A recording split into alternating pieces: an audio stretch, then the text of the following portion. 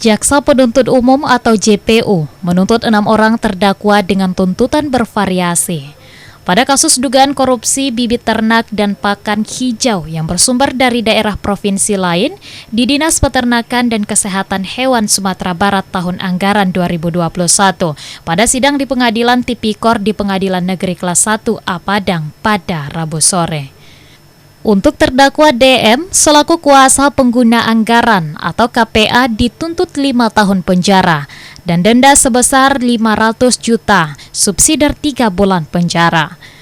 Terdakwa FA selaku pejabat pelaksana teknik kegiatan atau PPTK dituntut 6 tahun penjara, denda 500 juta rupiah, subsidiar 3 bulan penjara. Sedangkan terdakwa A dituntut 5 tahun penjara dengan denda 500 juta dan subsidiar 3 bulan penjara. Selain itu, terdakwa juga diwajibkan membayar uang pengganti atau UP sebesar Rp1.419.800, subsidiar 2 tahun dan 6 bulan penjara. Tidak hanya itu, JPU juga menuntut terdakwa lainnya yaitu PRS dengan tuntutan selama 5 tahun penjara, denda 500 juta, subsidiar 3 bulan penjara. Uang pengganti sebesar Rp2.608.610.800. Terdakwa AAP dituntut 5 tahun penjara, denda 500 juta, subsidiar 3 bulan penjara dan uang pengganti sebesar Rp1.739.939.750, subsidiar 2 tahun penjara dan 6 bulan penjara. Dan terakhir terdakwa F dituntut 5 tahun penjara, denda 500 juta, subsidiar 3 bulan penjara dan uang pengganti sebesar Rp1.488.655,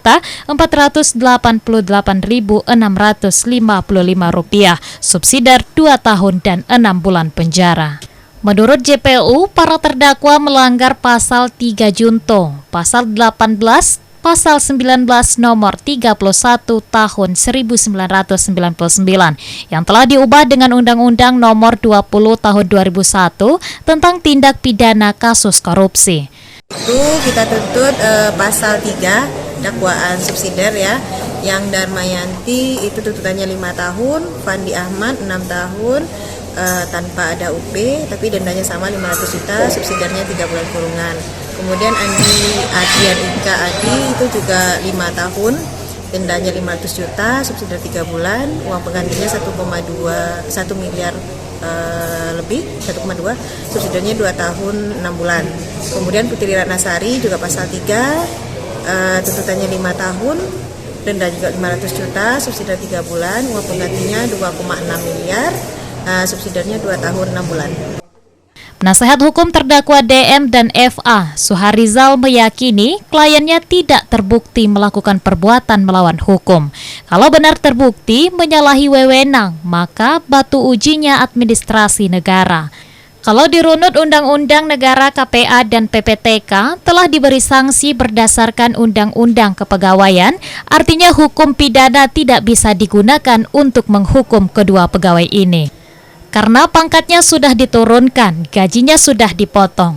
Untuk itu pihaknya akan melakukan nota pembelaan atau pledoi yang akan dibacakan pada tanggal 1 Mei 2024 mendatang. KPA 5 tahun dan PPTK 6 tahun bagi kami tidak terlalu mengejutkan.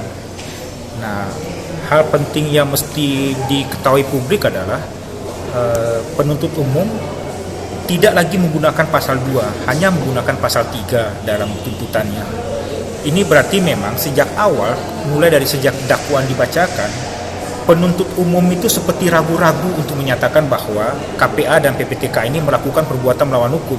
Makanya kemudian pasal 2 itu tidak dimuatnya di dalam surat tuntutannya. Nah, makanya kemudian keyakinan kami, klien ini sudah terbukti bahwa dia tidak melakukan perbuatan melawan hukum. Kalau benarlah kemudian terjadi penyalahgunaan kewenangan, tentu kemudian batu ujinya adalah Undang-Undang Administrasi Negara. Syawaludin, Padang TV.